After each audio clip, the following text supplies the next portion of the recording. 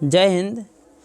हम लोग देखते हैं आज फिर से साइंस का कुछ महत्वपूर्ण प्रश्न है, उसे हम लोग समझते हैं। अगर आप पिछले वीडियो नहीं देखे हैं तो आप उसे भी ज़रूर देख लें, ठीक है। तो आज है 43 नंबर क्वेश्चन। न्यूलैंड्स के अष्टक सिद्धांत की क्या सीमाएं हैं।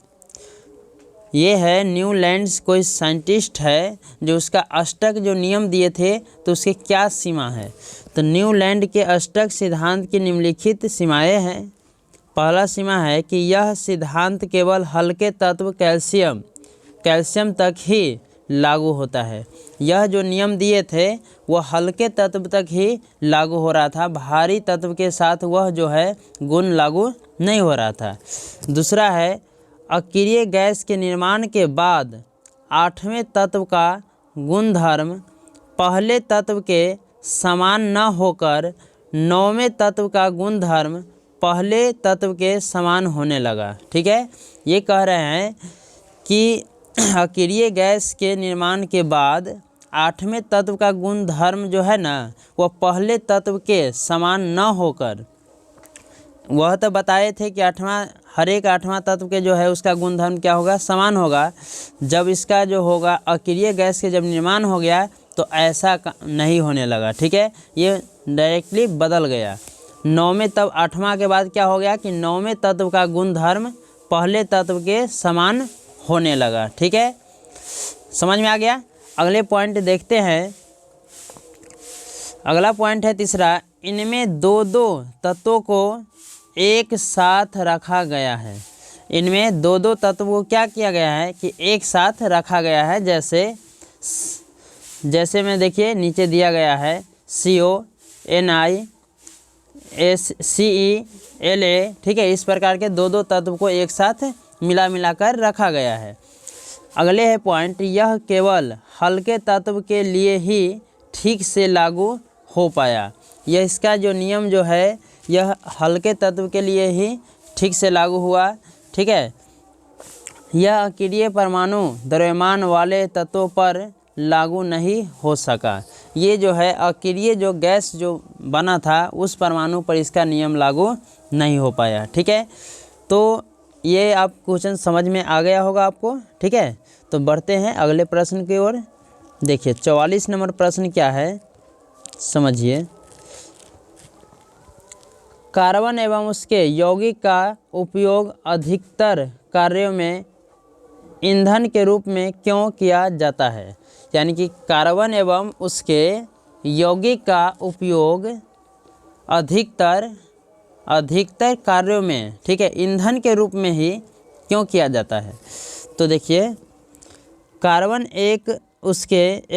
एवं उसके यौगिकों का उपयोग अधिकतर कार्यों में ईंधन के रूप में इसलिए किया जाता है क्योंकि ये दहन के फलस्वरूप अत्यधिक ऊष्मा देता है। ये जो है कार्बन और उसके यौगिक जो है ना, ये दहन मतलब जलने के बाद, ठीक है, मतलब जलते समय वो अधिक उसके जो है ना उसका ऊष्मा जो है ना ये बहुत ही ज़्यादा होता है। यानी कि बहुत ही ज़्यादा ताव देता है, गर्मी देता है। और इसमें कार्बन एवं हाइड्रोजन की मात्रा अधिक होने के कारण इसका ज्वलन ताप सामान्य होता है। इसके में जो है कार्बन और हाइड्रोजन की मात्रा जो है ना उसका वह जो है बहुत ज़्यादा होता है। किसमें, कार्बन और उसके अपरूप में। ठीक है, तो जो है कि जलने की क्षमता को प्रदान करती है।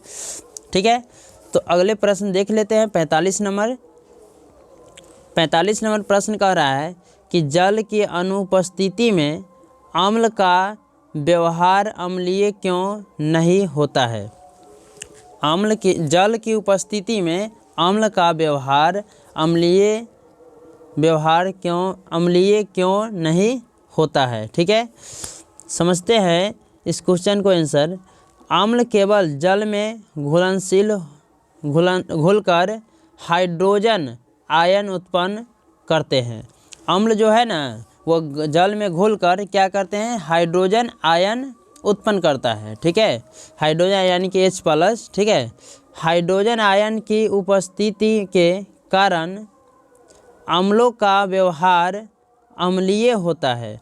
हाइड्रोजन के कारण क्या होता है कि अम्ल का व्यवहार कैसा होता है, अम्लीय होता है। अतः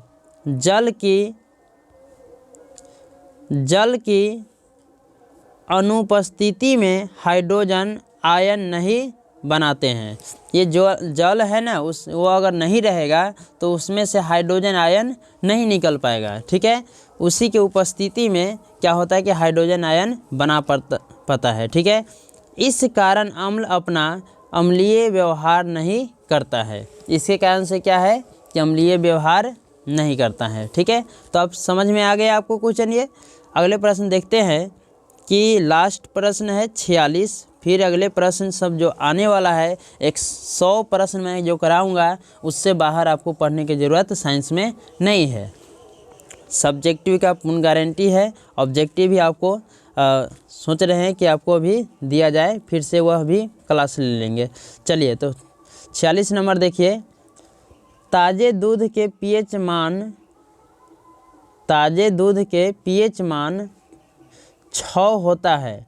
दही बन जाने पर इसके पीएच मान में क्या परिवर्तन होगा। कहता है ताज़े जो दूध होता है उसका जो पीएच मान होता है वह 6 होता है, और जब दही बन जाता है उसे दूधे से तो दही बनता है, तो दही बनने के बाद वह क्या होगा, उसका परिवर्तन में क्या आएगा। तो दही में लैक्टिक अम्ल होता है। दही में बात सही है कि कौन सा अम्ल पाया जाता है, लैक्टिक अम्ल पाया जाता है। याद रखिएगा ऑब्जेक्टिव आता है कि दही में कौन सा अम्ल पाया जाता है, तो लैक्टिक अम्ल पाया जाता है। अर्थात जब दूध से दही बन जाता है तो वह अधिक अम्लीय होता है।